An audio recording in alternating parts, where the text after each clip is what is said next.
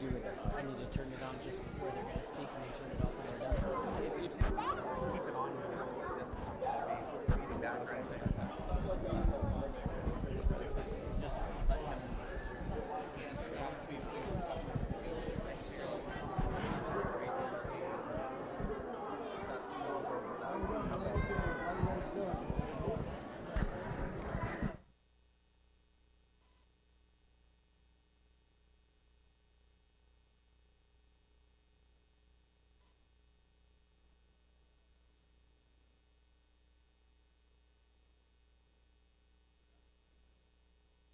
We need you.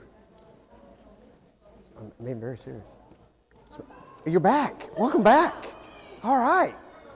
All right, let's go ahead and hop into this. I don't have anything really planned other than I wanted to hear your thoughts and comments or just answer some questions that you may have. So let's just pick it up from there. I really, really, really appreciate your patience.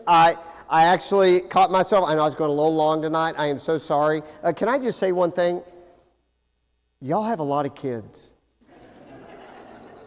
And one of the coolest things about preaching, I kid you not, is to hear babies crying. Because if there's no crying, the church is dying. You are alive and well, and that rocks. I just want you to know that. That is so, so, so important. And so celebrate that and celebrate all these kids and celebrate all these parents who are bringing their children out and getting them in the house of the Lord. So really, that is a wonderful blessing. And so thank y'all for that very much. All right, questions? Questions or comments? Yes, ma'am.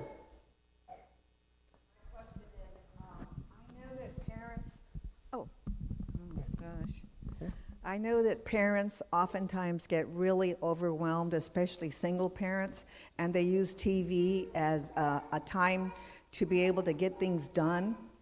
What are your thoughts on using that? All right. First of all, I get that, and I did that. All right. Question was using TV to get things done. Here's my thoughts on that. All right. Yes, but in a limited fashion. And if you kind of look at the American Academy of Pediatrics, so let's just go to what the pediatrics are telling us. They would say no screens at all, 0 to 2. All right? 3 to about 6, a limit of an hour a day, and it's only educational and it's supervised by a parent. All right? Going older than that, it needs to be also very guarded. And it needs to be supervised by parents about what they're watching. Because the fact of the matter is, especially if you're a single parent, you're going to have some alone time. And here's one thing we all know about screens. Every kid is captivated by a screen. It's not just kids, it's adults. We're like dogs. Squirrel, TV's on. We're mesmerized. We get caught. And so there is an ability to catch their attention. I just think you need to be very guarded and try not to use it as a babysitter. I need you to sit here and maybe watch an educational show. So let's watch Bluey or let's watch something that's educational, but it's real quick, one and done. Does that make sense? And try to find other activities that can keep them busy. Pop-up books, other things, building, construct, just whatever you can come up with. It takes a lot more effort, but I would look for that so that they don't get always drawn to the screen, so the screen turns into a pacifier. Does that make sense? Anything you'd want to add on that? Sure. All right. All right, that's a great question, though. It's a great, great question. So, yeah. Yep. Anybody? Yes, ma'am. Mm-hmm.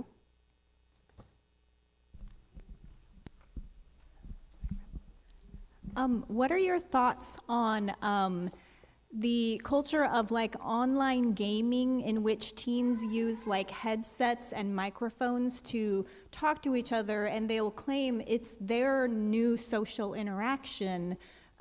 Just want to hear what your thoughts are on that. Okay, I got to be careful of not being the old man. Get off my lawn. In my day and age, you went and played outside with a tin can. That's all we had, and we loved it. I think that's part of life today.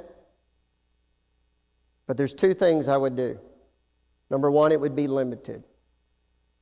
And number two, I would want to know the game and who you're hanging out with. You would want that. Anybody who came into your house or was hanging out with your kids, you'd want to know, right? In the gaming world, you need to be careful. Because anybody, anywhere, with any intention can get involved in your kid's life. And so it needs to be extremely guarded. And I would discourage the headset. I would discourage, if you want to do it out loud so mom can hear the language. So mom can hear what's being talked about. So dad can understand. Don't just get off in your isolated world. It's kind of like screens in our house growing up. All the screens were in the living room. No screens in a bedroom. That way you get to see what's going on. And really, let's be honest, that's good accountability for all of us. Right? Secret places are rarely good places to go. Would that be fair? And so I would be very cautious of a secret place. That'd be my thoughts on it. Yeah. Yep. Yes, sir. Oh, you're just holding a microphone. I'm sorry. All right, anybody else? Yes, sir. Yeah. I guess, like, as a parent with young children who might struggle to understand that these types of measures might be for their own good, how do you get them to understand that you've got their best interest at heart with this sort of thing? All right. That's a great question. Let me answer that from a preacher point of view. All right. We knew that when we were rearing our kids, we were going to be asking more of them than other parents asked of their kids. And here's what I mean by that. My kids have been to a lot of funerals. They've been to a lot of weddings. They've been to a lot of visitations. They've been to a lot of nursing homes. They've been to a lot of meetings. They've been to a lot of things that a lot of kids don't normally have to go to. It's just a part of life. So what I made sure I tried to do every single time I knew that they were having to do more is I, first of all, tried to make some fun out of it. It's not always easy to do with a funeral. It did happen every now and then because crazy things happen. When we went to a funeral once and they played the song Hotel California, oh, I'm in California. Oh, I didn't think about that till now. Yeah, and that's playing, you're like, oh, that's different. Your kids look up at you. Yeah, so every time we hear the Eagles now, it's a family laugh time, But we tried to find something fun. I had to find a substitute. We'd always just go get ice cream or Krispy Kreme after those events. So my point is, we need to recognize, and this is important, parents, you're already asking a lot of your kids just to be a believer in an unbelieving world. We need to own that. We know it's for their own good. We don't say to them, deal with it. No, I get that, and it's hard. And it's hard for mom and dad. Just so you know, it's hard for mom and dad too, but I get it, it's hard. But then the second thing, when we're asking them or restricting them, when others around them are not being restricted, we need to bear in mind they're not going to understand that. And so we're going to have to gain their trust, and we're going to have to make sure we supplement that with something that's engaging, family time, social time. If I'm going to take the phone away from my kid, then I need to go out and throw the baseball with him. If I'm going to take things away, I need to sit down and watch a movie with them or read a book with them. If I'm going to take something away, I need to take the time to invest in them and show them there's something that we can do together until their maturity grows, that maybe they have a better understanding of that. Does that make sense? And so you just got to be creative. You just have to be creative. And you got to recognize you're asking them to do something that they're really not going to understand because everybody else is doing it. And so I've got to supplement and look for a way to make it engaging and always try to find things to do that are fun instead of that. Does that make sense? You got anything you want to add to that? Okay. All right. Thanks. Yes, sir. Yeah. Okay. You may have addressed this morning, but I just wanted to ask the question. We are many things to our children, right? We are caretakers, we are the Uber, we are providers, we are supportive, right? But do we sometimes become our children's friends. I mean, there's nothing wrong with being friendly, but I think we lose sight of parenting when we become friends with our children. So I say that because we don't want to do something to hurt their feelings. We are concerned with their feelings, but we are also concerned with raising godly children and respectful children and, those kinds of things. So should we be our children's friends and forget the parenting and the friendship thing? Well, that's a great parenting question, and that's one of the biggest challenges I think we have as parents. Let's just be honest. Are kids not fun sometimes? They're not fun. One of the coolest things that I got to do with my kids was bedtime. I loved bedtime because my daughter always wanted a princess carry, and she would go stand on the sofa, and she would fall backwards, and I had to catch her. All right, and then I had to carry the princess to bed. It was so much fun. My son, on the other hand, wanted the bronking buck ride every night. So I got down on all knees, and he just jumped on my back, and it was flailing him around, bouncing him off the walls. I actually had more fun than he did. By the time he got to bed, he had bruises and cuts, but it was great. All right, we had fun. It was fun. It was fun. It was fun. But God needs me to be their parent first. And so you're going to have a better friendship with your kids if your kids have matured and grown in the Lord and become responsible human beings when they're older, if you tried to keep yourself in the parent mode, guardian mode, stewardship mode until you get older. Because here's the deal. This is the deal. This is our job as parents, is to make your life miserable. No, just kidding. No, but our job is to make decisions for them that are not going to be pleasing to them. Fair? And we need them to mature and grow into that. So getting back to your question, yeah, you got to be a parent first. The friendship can come later, and Lord willing, we'll all have that, with our kids, But it is a balance. Yes, sir. Yeah. Yeah.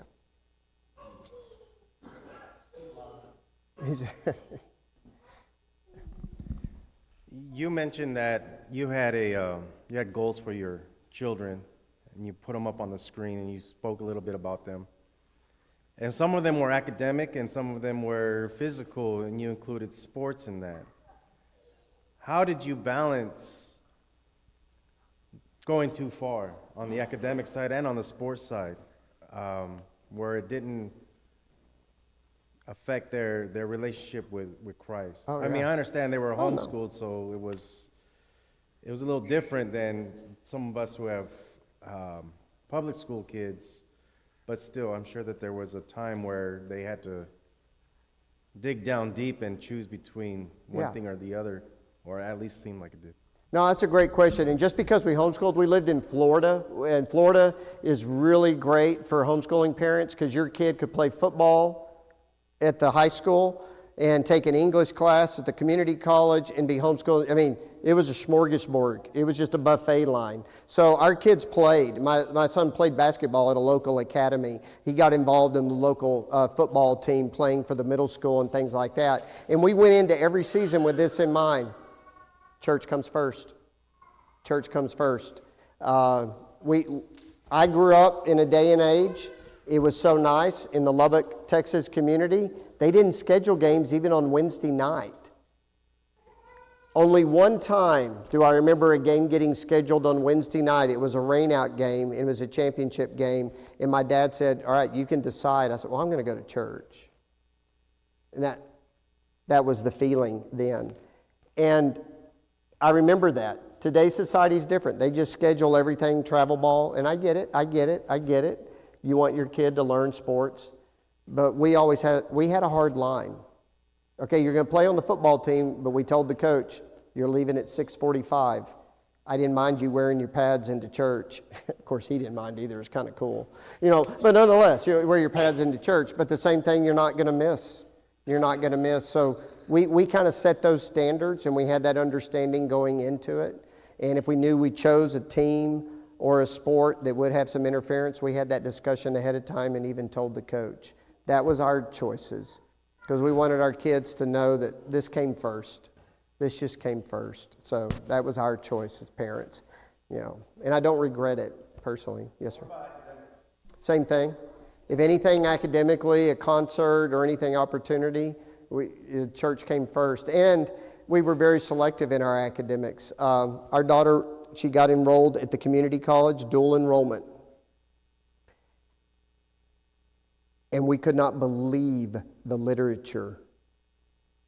We were having to explain things to our kids of a sexual nature that was in there.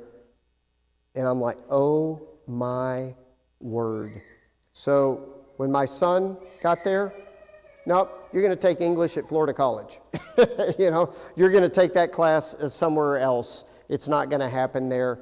You get one chance to rear your kids. And so we cut those things off. If we thought it was going to be a hindrance to them spiritually, we just pulled it out. We were probably a little more conservative than others, but that's what we did.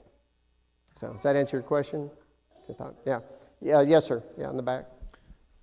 So we're ones that did give cell phones pretty early to our children, and it was difficult along the public school type setting. It was difficult to get them to regulate them when they went to school, when they could share cell phones with other kids within that school at that time. And we introduced the cell phones pretty early to the kids, but we trained them and we were on it. I mean, you have to be on it. Yeah. And so did you limit apps? Were you constantly getting feedback of what sites they had visited or their text groups? My wife did a great job. Okay. She was full-time on that. Yeah. And I could see that it was tough for them, but over a long distance of time, we felt that we could introduce it at a slower pace than all at once. Sure. Yeah. So, just another perspective. No, that's a great perspective. That's a great perspective. And I would not be in favor of introducing it all at once, even if you waited to the age of 16. Right. You treat it like driving a car. We're going to come on the on-ramp very slowly. But good thoughts. Thank you. Anybody else have a question? Oh, yes, sir. Yeah. You mentioned several things in your sermon, begin with the end in mind. You had all the children there in the camp, and you thought it was a good idea to take their cell phones away from them. The thoughts that came to my mind was that when we were on a Navy ship and we lost power, we can use lights or flags to get people's attention. So you're out there and something happens. What are you going to do about it? Oh, well, now our counselors have their phones with them. And we have a very, very, how would you say, sophisticated emergency device and emergency plan system with camp. So the kids don't have devices, counselors and staff do. I also have a security team, I have a weather team, I have everything you could imagine on site. And the kids are never alone without a supervisor or an adult around them that has a phone. So there's not that, it's not that isolated. How will they get a hold of their parents? I'll talk to their parents.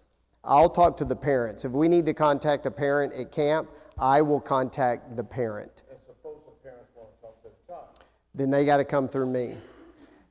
Because if you want to promote homesickness in your kid, start calling them at camp.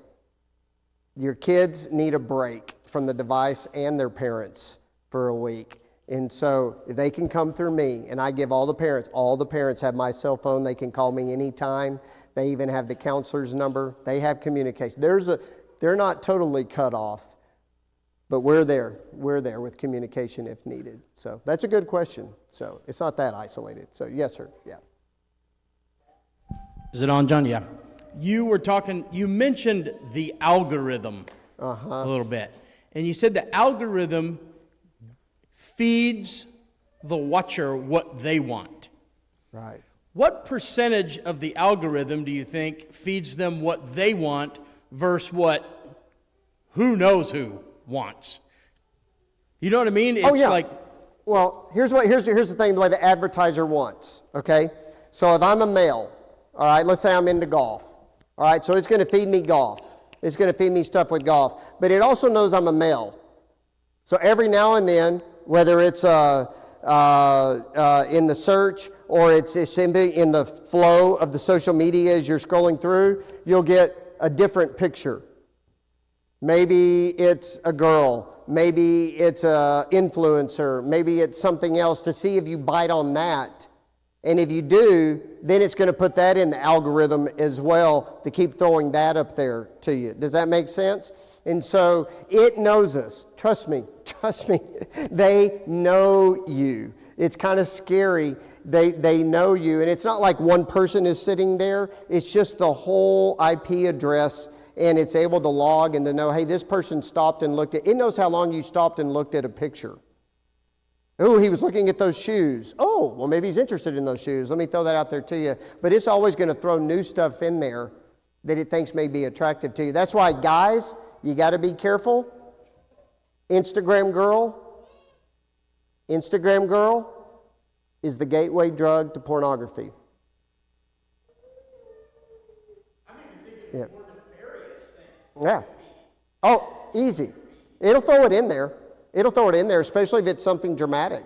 I mean, that's why these protests go so quick and things get out and misinformation gets out quickly, because it starts feeding it and people start biting on it and there it goes. All it's got to do is drop it in 1 or 2 times. So, yeah. And it's also sophisticated. Y'all got security guys here that know that much better than me. You guys that are in security network, you know how the algorithms work better than I do. So, yeah. Yes, sir. Yeah. This isn't really a question. I guess it's maybe advice. Yeah.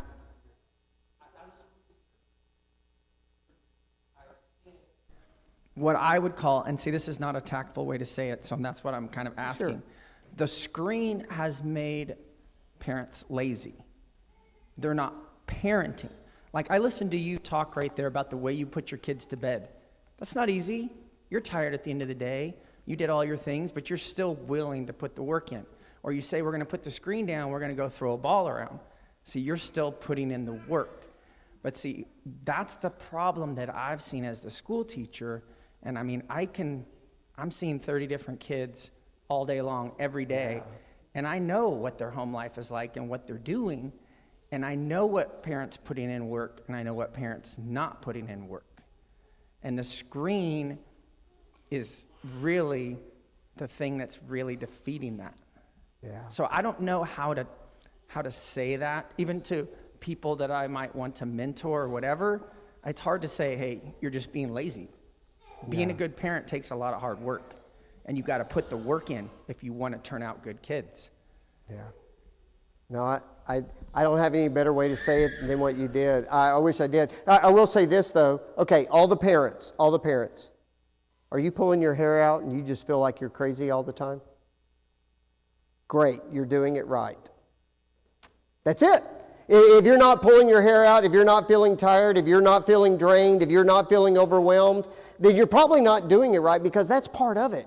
And it's such a short season of life. And those of you that are in public education, and I've met many of you, God bless you. Bubba, you are the man. You are the man. And the students that he works with, we're dealing with the world, and let's just be honest. Because of technology, over half our world is living in addiction.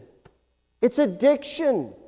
It's like seeing everybody with a joint, or everybody with a cigarette, or everybody with a beer. It's that, in my opinion, it's that bad. And so we just got to do all we can to show them a better way. But I will say this, while I can't control what's going on in the classroom, I can control what's going on in my house. That's my domain that God's given me. Do it, and do it well, and encourage others to do the same. And I hope, here's what I'm hoping. In Florida, here's what's already happened. They've restricted cell phone use. Teachers are praising it. I had an English teacher come up to me. I did this just last week at Temple Terrace, this series. And a guy that's been in education for more than 30 years came and said, Phil, I got to tell you this. You're going to be surprised.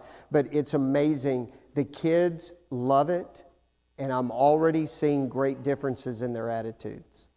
So, Lord willing, this will go the way of the cigarette did. There will be restrictions. But, yeah, I don't know how to say it any better. It's laziness. And I get it, though. It's hard. And for people that are single parents, it's even harder. God bless you. Let's support them and help them and not just criticize them. And let's build them up and help them find ways to do that. And if we can begin with this community here, all the better. But God bless you in your work as an educator. Yes, sir. Yeah. Yeah, you made it pretty clear that the marketers are like throwing bait in the water to see what will bite and how they can catch us. You have any insight on where it goes from here, as opposed to showing people pictures to see what they'll look at, to see what they'll buy? Where would they be going next?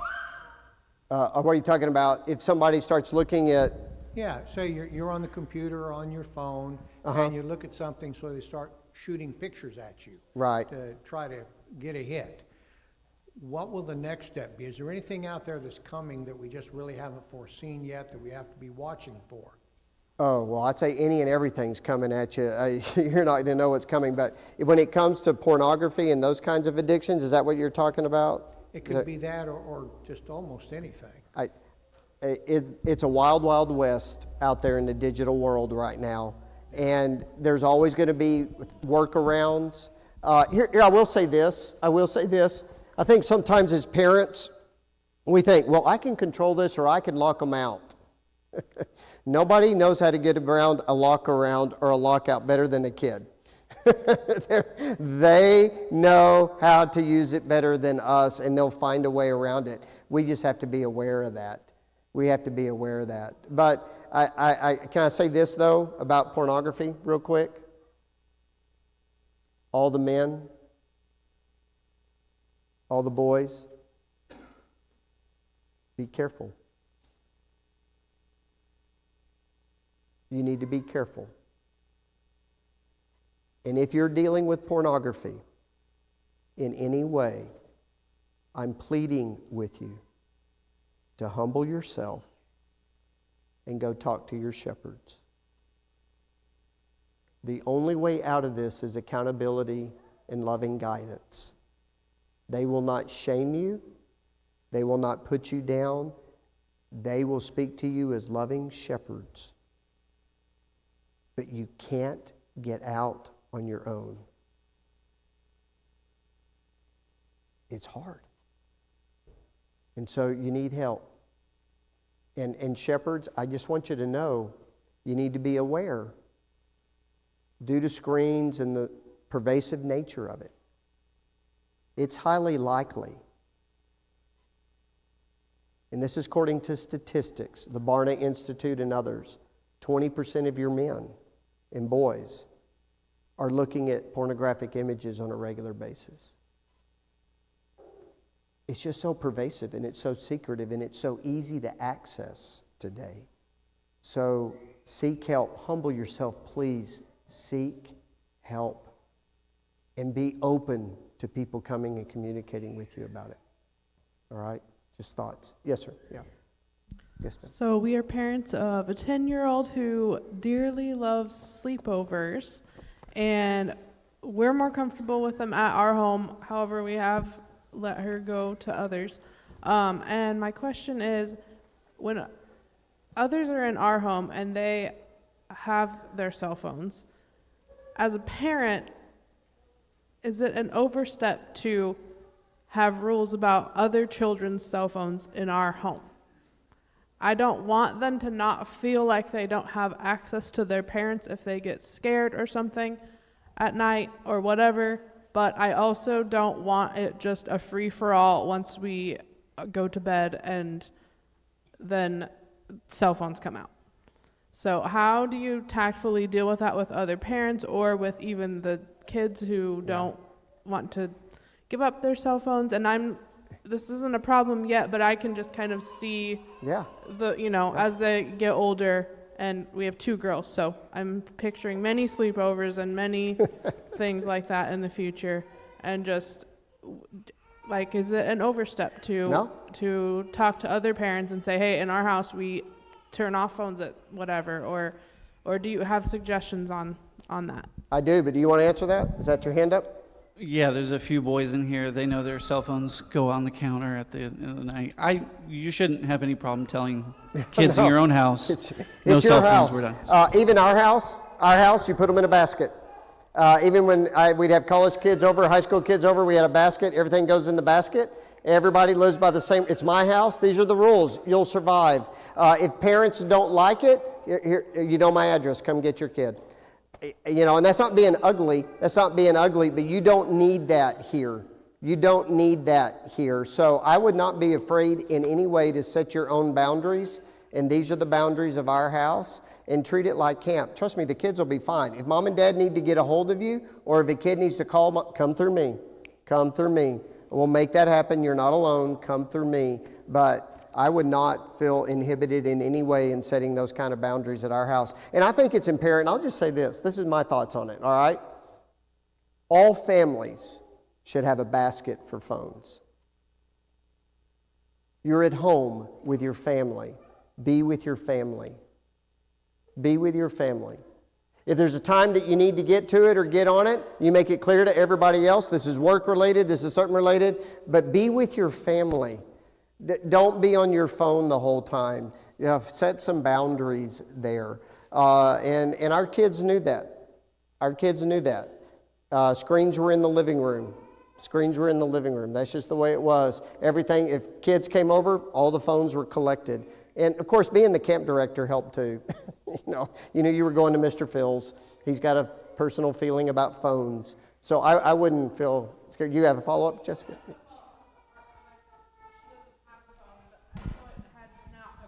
To me to have a rule yet. Yeah. Until friends had come over, and then I was like, oh, I guess maybe I do need to think of rules. Yeah. I wouldn't be afraid to have that rule. It's a time to get together. You don't need it. You're not going to need to be on Facebook or Instagram or Snapchat or whatever else is coming down the pike. We're here to have fun and hang out together. You'll be fine. You'll be fine. So they got a question back there, then I'll come back up to you. Yes. Oh, you have a question? Oh, yes, sir. What's your question? It's the whole thing about respect and responsibility. When I was a little boy, before you go over, I'm just going to use Scott, for an example. Now, my parents would say, before you go over Scott's house, remember you got to take your shoes off at the door. Okay, you got to take your shoes. Was that your parents' rule or his rule? No, I'm just using them as an example. Yeah. But isn't it about respect and responsibility? I don't think you should seize every child's phone just because you think that they should put them in a basket. Well, that's fine. That's fine. You can do what you want at your house, and please do what you want at your house. At our house, phones go in the basket. Yeah.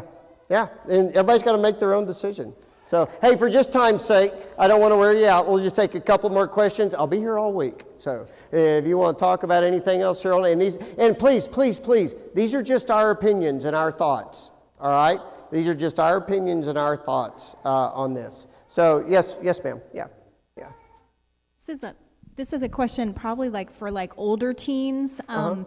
At what age or stage of life, or maybe once they're paying for the cell phone on their own, do you actually stop doing the phone checks and okay, they now have their own privacy? When do you make that transition? When our kids went off to college. When they went off to college, you're on your own, you're accountable, you should be mature enough, you're 18. Hopefully I've reared you to understand the difference. Now I will say this, I did try to manipulate their community. And what I mean by that, I wanted them in a community that had shared values. One of the best things both of our kids have, they have a community of friends that in many ways are stricter than us, and check up on them. And they're accountable to that community. And so we got them in that kind of community that we felt was very important. But when they go off to school, God bless you. Go with God. You know, you become an idiot there. I'm not paying for your school anymore, so I still have a little leverage, but that's about it. So, any more questions? All right, y'all been fantastic. Thank you so very, very much. And I really, really appreciate your interest in this and your humility and grace that you've shared with me to indulge all this information. So God bless you and God bless our kids.